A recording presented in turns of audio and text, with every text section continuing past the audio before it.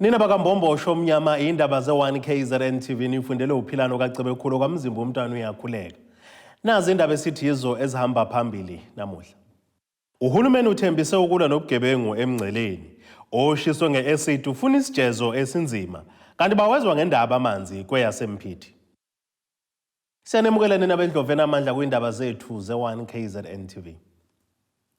Ngqongqoshe omnyango wezokuthutha ukuphepha nokuxhumanisa umphakathi kwaZulu-Natal uSipho Hlomuka uhambile umndeni kalowo beshoshovu sobugebengu benzeke emngceleni ohlukanisa iNingizimu Afrika neMozambique uJuda Mthethwa odutshulwe wabulawa ngeledlule. Ngqongqoshe uHlomuka ubhonge emswaneni kanye-ke nalo mndeni wabesebalula ukuthi kumnyango wakhe uzosebenzisana nenhlaka zezokuphepha ukulwisana nobugebengu obenzeka kulo mngcele zokube yinkinga isikhathi eside. Njengoba-ke sila eThengani eManguzi emzini kababa uJuda Mthethwa obeyisishoshovu besilwela ubugebengu obenzeka emngceleni ohlanganisa iNingizimu Afrika kanye neMozambique. uJuda Mthethwa kuzokhumbuleka ukuthi udutshulwe wabulawa esekhaya lakhe ngesonto ledlule. Namuhla-ke kuhambele ungqongqoshe womnyango wezokuthutha kanye nokuphepha komphakathi kwaZulu-Natal umnumzane uSipho Hlomuka ukuzobhonga emswaneni kanye nomndeni wakwaMthethwa. uSipho Hlomuka uthi-ke uyazwelana nomndeni wakwaMthethwa njengoba ulahlekelwe ilungu lomndeni wawo eliqavile. Ndlisamaze induduzo kakhulu kaMthethwa onyambo sabakhulu ngesimo esenzakalile okudlula kwelunga or kobaba wekhaya uJuda omunye ekade abaholi bomphakathi belwela icrime ekuhlaleni. Phathi ecrime kade beyilwa yabantu abatshontsha izimoto kakhulukazi la eMangoza ekade idumile ukuthi abantu batshontshe izimoto baziwelise bazise eMozambique. So siyafisa ukubonga nje iqhaza lakhe, sibonga nomndeni ukuthi usibolekile umfowethu uJuda onyamboza ukuthi babe abanye abasisana noHulumeni ngoba sinama structures ahlukahlukene asebenzisana noHulumeni ukuthi kuliswane necrime. Icrime ke ihlukene kaningi enye yayo yiyo le ekhona yokutshontshwa izimoto. Selazi iqhaza ukuyaba yiphathi ezinye zemoto ezabuya sesingale eMozambique zithathwe yigebengu ngeqhaza lakhe. Siyafisa ukuthi umphakathi ngathi ungasukuma ume ngezinyawo usho ukuthi akuphele ukubulala kwabaholi, akuphele ukutshontsha kwezimoto, akuphele ukudlengula abantu besifazane, akuphele ukudlengula kwengane nawo wonke nje umphakathi wonkana. Kanti-ke uHlomuka uqhuba ngokuthi umnyango wakhe uzosebenzisana nezinhlaka ezihlukene ukulwisana-ke nobugebengu obuqhubekayo kulesi sifundazwe okubalwa kuso ukuntshontsha kwezimoto okuqhubeka emngceleni. So Uhulumeni sizoqhubeka sisebenzisane nomphakathi, sisebenzisane nezinhlaka ezihlukene ukuthi silisane nobugebengu. Ubugebengu bukhona eKwaZulu-Natal yonke, khona South Africa yonke. Ingakho last week sithole umbiko ukuthi kunabantu abane lapha eMarine Hill abadutshuliwe. Amaphoyisa asebenza ngokuzikhandla ukuthi abantu abenza ubugebengu baboshwe. Sifisa ukuthi bonke abantu abenza ubugebengu bayejele babolela khona ejele ngoba abadeserve ukuthi babe khona ngaphandle. Kanti-ke ilungu lomndeni nelingumfowabo kamufi ubaba uShadrack Mthethwa uthi-ke beumndeni balimele kakhulu kanye nomphakathi ngokushona kukaJuda Mthethwa. Ngandlela esibona ngayo abantu befika la umphakathi ulimele, but ke kuningi athina njengomndeni asazi lutho esukwazi nje ukuthi besizwe umphakathi wonkana wala kamhlabalengana no district even no province no national. Shingane zo4 amantombazana amathathu nendodana eyodwa nonkosazi wakhe. Okhulumela amaphoyisa kulesi sifundazwe saKwaZulu-Natal uBrigadier Jayneka uthi-ke njengamanje akukabi nalwazi olusho selukhona ngecala lokubulawa kukaMthethwa, kepha-ke ubese nxusa noma ngibani ongaba nolwazi ukuba aphumele obala eveze ulwazi angaba nalo ngokudutshulwa kubulawe kukaMthethwa. Police at Imanguzi received a report of a man that was killed in Tengane area. According to the police officers who attended to the scene, the gentleman had returned home and he was outside his vehicle at that stage in his yard when he was shot by unknown assailants. His body was discovered by his family members who are living in close proximity. At this stage, the motive for the killing is unknown. It would appear also that nothing was taken. So police at Manguzi are investigating one count of murder. Ezindabeni za1KZNTV kube kumqondisi Myeni eManguzi. Umndeni kaLondi wethabethwa kaDukuza enyakatho likaMthaniya uthi nakuba sinzima isimo kwesomntwana wabo oshiswe ngoketshezule ACID eshiswa kemzimbeni izingane zakamakhelwane kodwa bafuna benze bobubi babhadle ejele. Lo mndeni usho lokhu ngaphandle kwenkantolo kaMantshi kwaDukuza lapho bekuvele khona umama wabasolwa obekuzolalela isicelo sebail yakhe kodwa wasilaxaza ngenxa kwesabela impilo yakhe kumalungu omphakathi. Bekugcwele ngaphandle kwenkantolo kaMantshi kwaDukuza izinhlaka ezahlukene besibhikisha iphikisana nokuthi umsolwa uBongekile Masikana ongumama wabasolwa basabalekile angayitholi ibheyili. It's fine sizobuya futhi sizoqhubeka sizosela ngoba egcina noThusi ngifuna yena ejezile eboshiwe engaphumi futhi for lento ayenzile. Asinawo uMessi kulento ayenzile asifisele umuntu asifisele imizali ukuthi angenza into enjalo kuyingane zethu ukuthi sivikele simele siprotect njengoba kusemphakathini. Izinto eyenziwe lo usisi lo uboli mazingane wenze kahle ahlale but still coming back and simfuna ejezile and we want justice for Londi, nothing else. Owe ANC Youth League usibasafuna kuboshwa abanye abathintekayo kulento ngoba umama uyena wakhipha umyalelo wokuthi izingane zakhe azimshise uLondi wethabethe emva kwengxabano yabakhona. Vele ukuthi ibail angayitholi bekuyisifiso sethu kusukela eqaleni siqala kulombhidlango ebesikubona ukuthi siyafisa ukuthi inkantolo iqinisekise ukuthi ibail akayitholi ngoba kusenabantu abangakaveli ngaphambi kwenkantolo abathintekayo kulolu daba obebambisene nabo ukushiswa kukaLondi ngeACID.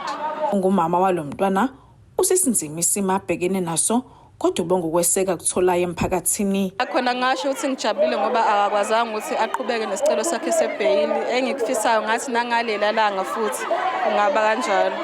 Okwamanje bengize ethi uright phela nje bekhala ngeenhlungu ngoba izolo kade esetheatre. Mangizoya khona namhlanje ngoba ngisuka nje la ngiyagibela ngiyakuyena kodwa ngeke ngisakwazi ukumbona ngoze ngimbone ekusasa. Luningi kakhulu size ngilitholile noma lingeke lize likhave isikhala lesi esenzekile noma ubuhlungu lobu enginabe enhlizweni kodwa nje ngiyabonga kakhulu isupport abantu abanginikayo nabantu engingabazi nabantu engibaziyo. Kuyafana ukuthi lento enzekile ngoba angithandi ukuthi yenze komunye umuntu. Umsolwa namhlanje uxoxisile isicelo sakhe sebail icala labe sihlehlisela umhla ka-25 ku-April kubona lo nyaka ukuze kuqhutshekwe nophenyo. Kutebokho Sibisi ngisenkantolo kwaMantshi kwaDukuza.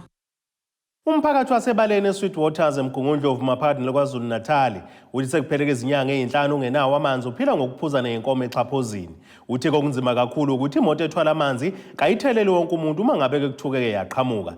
Elinye ilungu lomphakathi lithe bahlalele kovalweni lokugulela izingane ngokuphuza lamanzi angahlanzekile. Umphakathi wasebaleni eSweetwaters uthi usuphila ngobunzima kulandela ukungabikho kwamanzi. Kusiphazamisa kakhulu ukungabikho kwamanzi.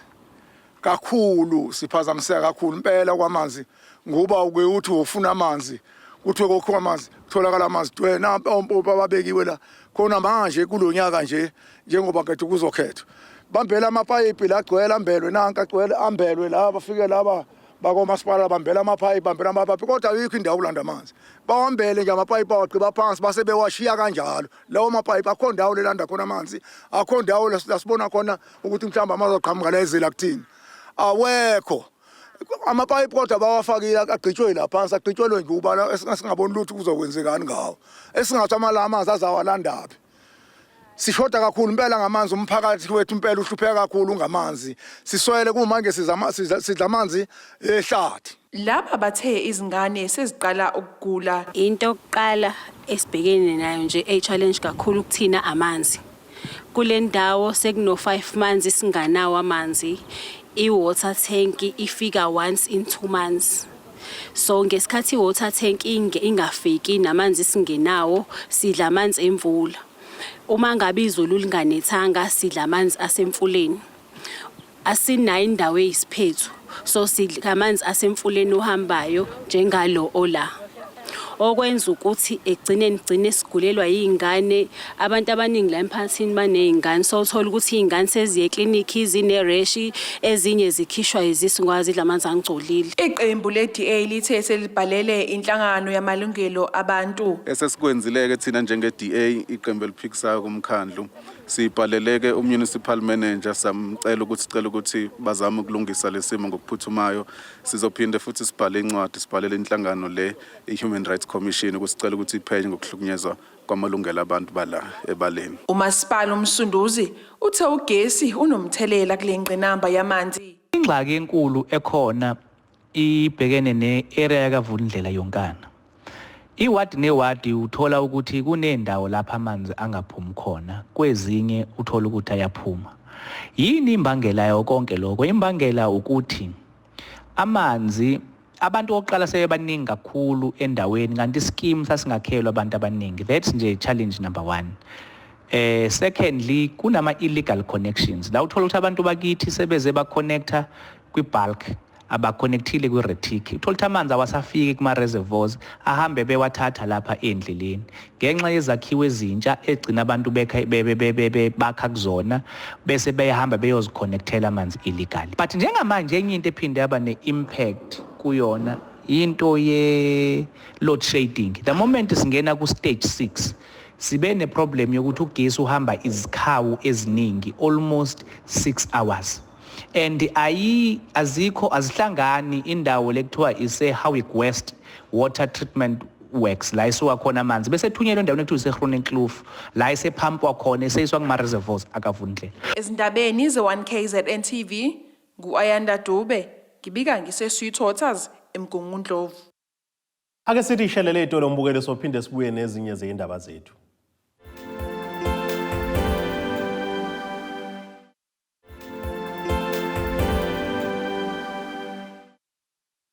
Asibonge nina beselo siphinde sinamukele nisabukele zona indaba zethu ze-1KZNTV nazo ke zona indaba esithi izo ezihamba phambili namuhla. Uhulumeni uthembise ukulwa nobugebengu emngceleni.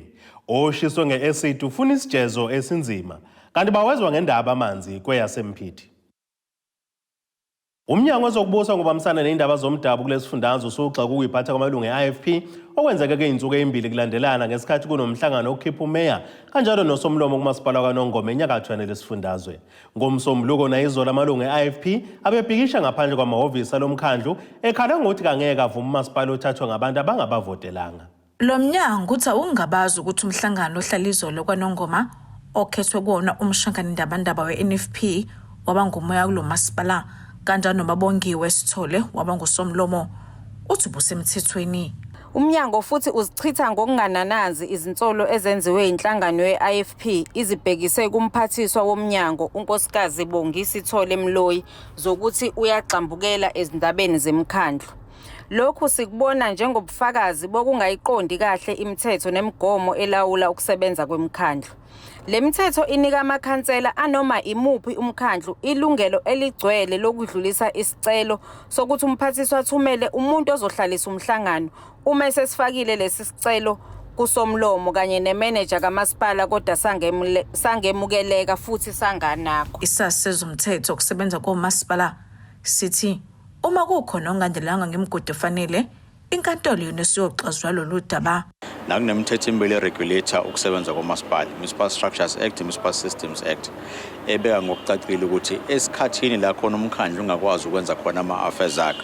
Umuntu ophenduka u-big brother noma u-big mother noma ozobagada ukuthi benza kahle yini kuba ukhokta osuke kuyi-department esuke izosebenza within leyo province.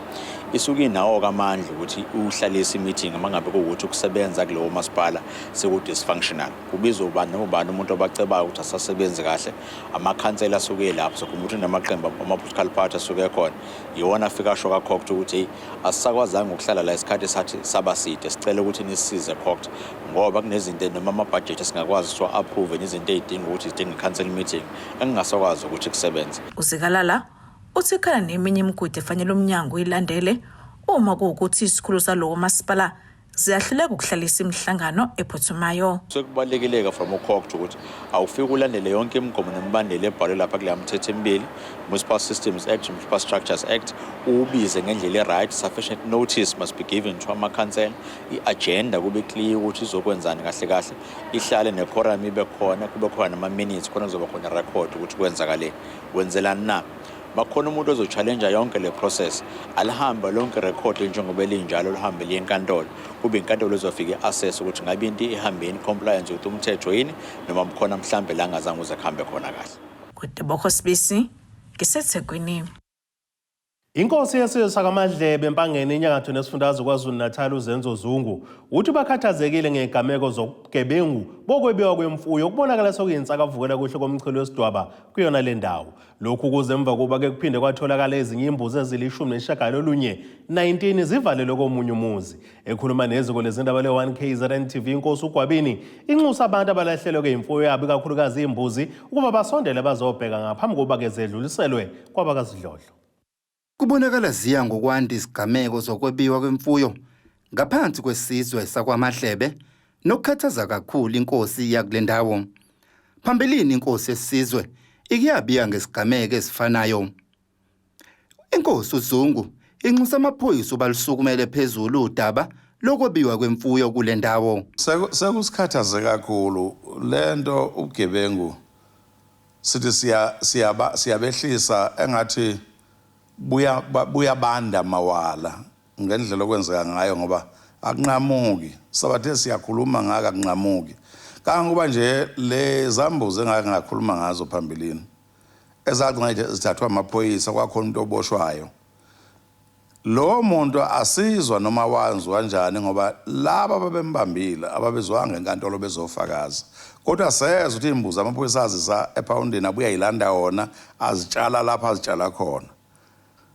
Akekho ngakhali nabanye okuyibona abaphathele nemfuyo abasebenza indaba zemfuyo kwamanye amakhosi banazo isililo esifanayo ngamaphoyisa ezemfuyo.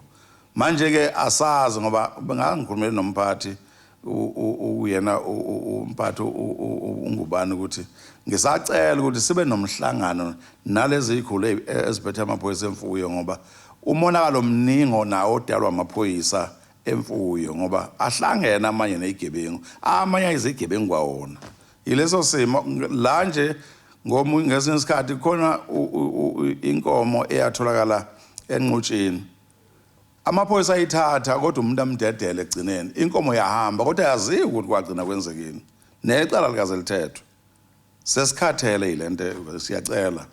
uZungu unxusa abantu abalahlekelwe izimbuzi uba baphumele obala baxhumane nayo ukuze bakwazi ukuzihlonza. Lezi mbuzi ziyi-17 njengoba ezinye ezimbili zibalekile ngenkathi amasela ezama ukubaleka nazo. Imbuzi ezu-19 ezithola zivalelwe endlini ezingaziwe endaweni. Lezo mbuzi bezu-19 kodwa njengamanje banelebezwa okuyibona kade befike nazo base beyikhiphe ezinye zagcina ilahlekile imbili zigcwele kuzo zanawo kodwa ezu-17 njengamanje sebezithathi indoni izithathile yazilethela ekhaya kimi ngenhloso ke ukuthi njengoba ngikhipha nje ukuthi uma kukhona olahlekelwe akashesha sukume akwazi ukusithinta athinte inkosi yakhe ethinte inkosi yakhe imkhiphe nenduna noma nalowo ngase obesithunga senkosi azothatha lezi imbuzi ngoba zitholakele ziyabonakala lezi imbuzi ukuthi zinjontshiwe. Ngaleyo ndlela nami ngizogcina kwesikhashana bese ngithinta abaphathi bamaphoyisa ngizise mhlambe ePoundini ke lapha eziphawundwa khona uma ukuthi kufanele zisiwe khona.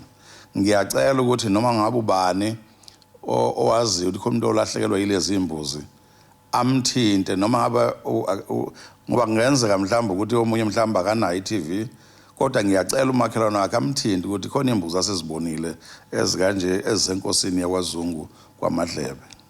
Ukwebiwa kwemfuyo kudlange kakhulu nokushiya umphakathi uhlalele ovalweni ngemfuyo yawo kwazisa omningi usiphilisa ngayo le mfuyo. Ezindabeni ze-1KZNTV kubikuthi abantu maphumulo empangeni.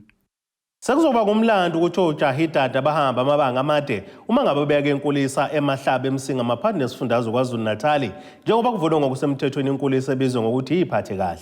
Imeya kamasipala wendawo uDokotela uFelinkosi Sikhakhane uyena ovulela inkulisa waphinde wavula nomgwaqo omusha kulandela ukuba ke nezimvula ezinamandla ezilimaza imigwaqo kanye nebhuloholo lomfula uMzinyathi nobe kwenza kube likhunisatshe ukuthi amalungu omphakathi ekwazi ukuhamba kahle.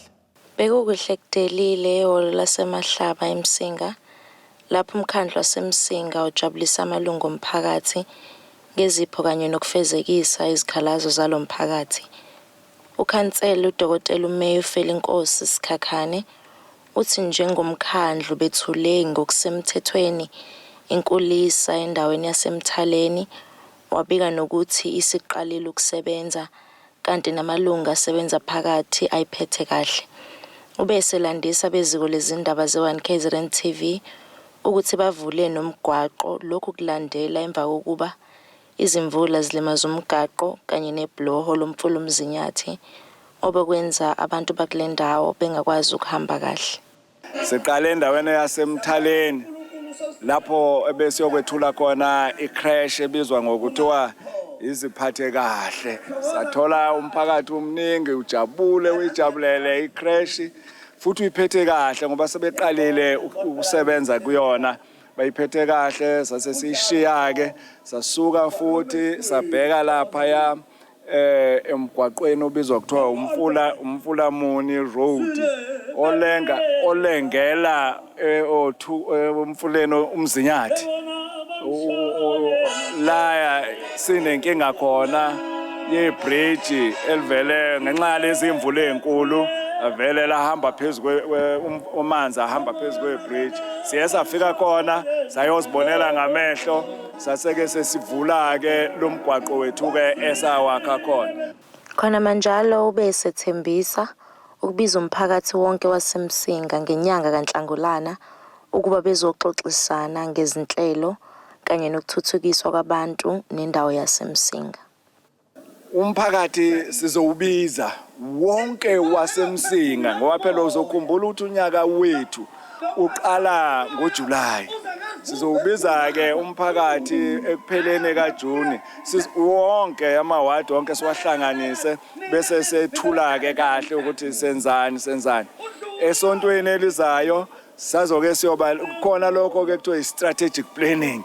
Sazoyohlela sihlele nje kahle amakhansela aseMsinga ngisho namakhosi obekhona sihlala insuku ezintathu silungiselela ukuthi sizoqhubeka kanjani kulonyaka kakhulukazi ozoqala oku2023-2024. Ezindabeni ze1KZNTV kubika uThobeka Dladla emahlaba eMsinga. Ake siphinde sithi shelele itolo sokubuye sibuye nezinye zindaba zethu.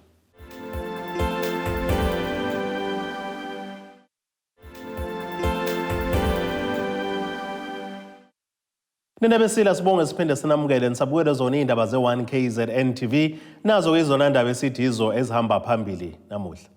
Uhulumeni uthembise ukulwa nobugebengu eMngceleni. Oshiswe ngeACID ufuna isijezo esinzima kanti bawezwa ngendaba amanzi kweyasempithi. Ake sibheke engosini yazomnotho.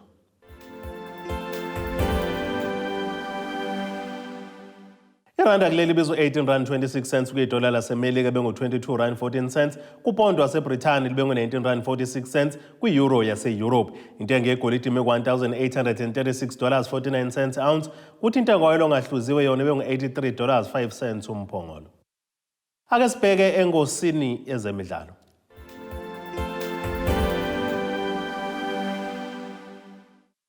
Iqembu labesifazane lebhola lezinyawo lakuleli banyana lisonga kumqhudelwano waphesheya iTurkish Women's Cup ngokudlala ngokulingana ngegoli elilodwa ngapha nangapha neSlovenia iAlanya.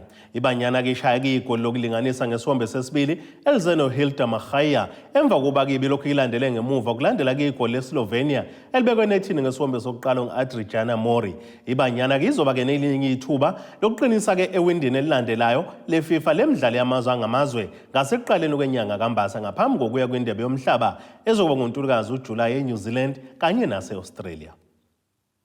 Ake sibheke nasi isimo sezulu esingalindeleka.